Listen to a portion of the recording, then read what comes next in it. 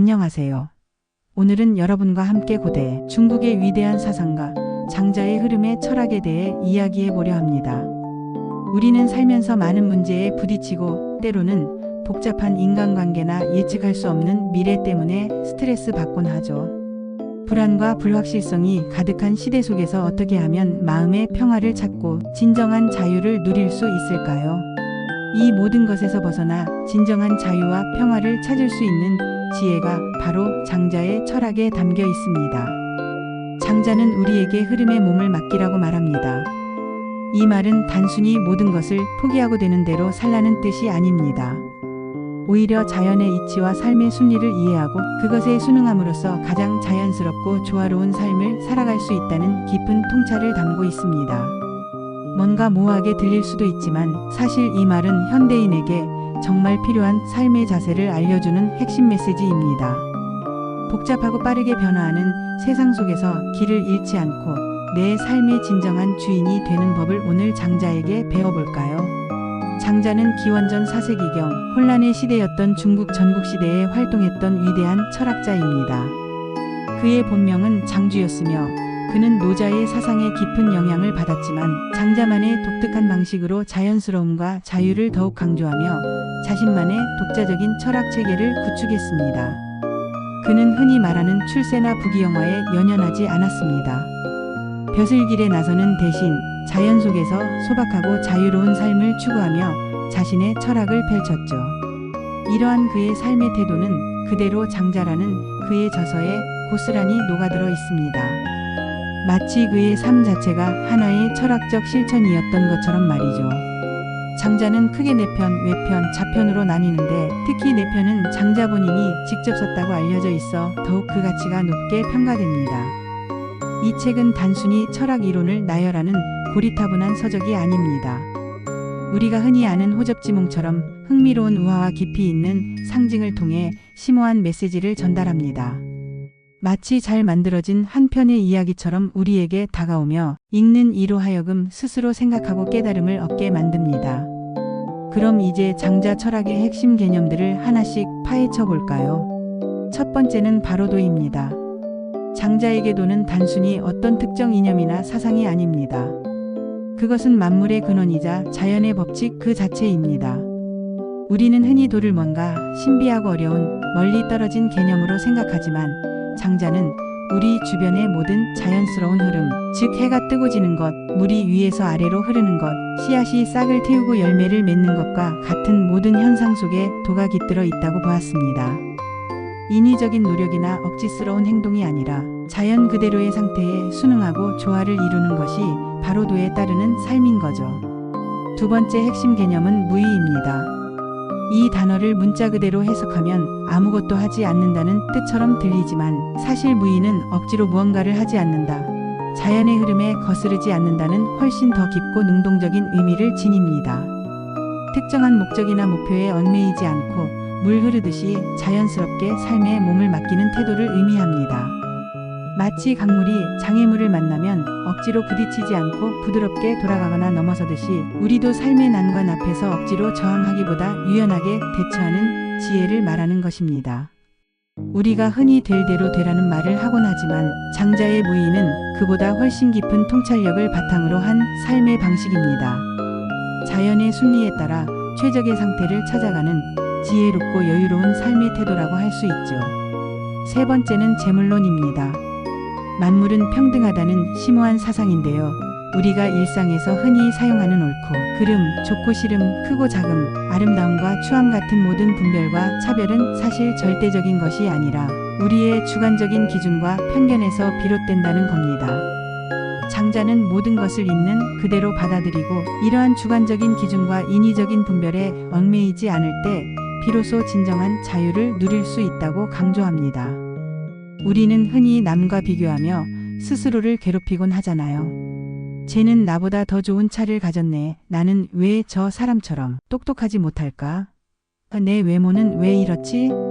이런 생각들이 바로 우리의 마음을 옥죄는 분별의 굴레입니다. 재물론은 이런 비교의식과 편협한 시각에서 벗어나 모든 존재는 그 자체로 고유한 가치를 지니고 있음을 인정하고 존중하라는 메시지를 줍니다. 세상의 모든 다양성을 포용하고 나와 다른 것을 틀린 것이 아니라 단지 다를 뿐이라고 이해하는 넓은 마음을 가지라는 가르침인 셈이죠. 마지막으로 소요유입니다. 이 개념은 장자 철학의 정수이자 가장 아름다운 상징이라고 할 수 있는데요. 모든 속박과 제약에서 벗어나 도와 조화를 이루며 자유롭게 유영하는 상태를 의미합니다. 장자는 우리가 세상의 온갖 규범과 욕망, 물질적인 것에 대한 집착에서 벗어나 자신의 한계를 초월할 때 비로소 진정한 자유를 얻을 수 있다고 보았습니다. 상상해 보세요. 아무런 제약 없이 세상의 그 어떤 구속도 없이 마음 가는 대로 구름처럼 자유롭게 푸른 하늘을 떠다니는 상태. 그것이 바로 소요유가 지향하는 삶의 경지입니다. 우리가 매일매일 경험하는 스트레스와 불안감, 그리고 타인의 시선에서 벗어나 온전히 나 자신으로 살아가는 삶을 외부의 평가나 사회적 성공 기준에 얽매이지 않고 내면의 소리에 귀 기울이며 살아가는 삶. 그것이 바로 장자가 말하는 소요유의 핵심입니다. 장자의 철학은 이처럼 현실의 제약을 초월하는 자유로운 삶을 강조합니다. 인간의 욕망과 집착을 내려놓고 자연 그대로의 순수한 상태로 돌아가려는데 중점을 둡니다. 인위적인 규범이나 사회적 제약에서 벗어나라는 그의 메시지는 얼핏 현실 도피처럼 들릴 수도 있습니다. 마치 모든 것을 내던지고 산속으로 들어가야만 할 것 같은 오해를 불러일으키기도 하죠. 하지만 장자가 말하는 초월은 현실을 외면하거나 도피하라는 것이 결코 아닙니다. 오히려 현실 속에서 우리가 겪는 고통과 속박의 원인을 정확히 파악하고 그것으로부터 벗어나 현실을 더욱 건강하고 행복하게 살아갈 수 있는 방법을 제시하는 것입니다. 현실을 초월함으로써 역설적으로 현실에 더욱 깊이 뿌리내리고 몰입할 수 있는 지혜와 여유를 얻는다는 의미입니다. 장자의 철학은 단순한 이상론이 아니라 현실을 직시하고 그 속에서 진정한 자유를 찾아가는 실천적인 삶의 지혜인 셈이죠. 그렇다면 이렇게 심오하고 구대적인 장자의 철학이 바쁘고 복잡한 현대 사회에서 우리에게 어떤 의미와 가치를 가져다 줄까요? 빠르게 변화하고 끊임없이 경쟁을 강요하는 현대 사회에서 우리는 엄청난 스트레스와 번아웃 속에서 살아갑니다. 효율성과 성과를 최고 가치로 여기는 세상에서 장자의 철학은 우리에게 한 줄기 빛이 될 수 있습니다. 첫째, 스트레스 해방입니다.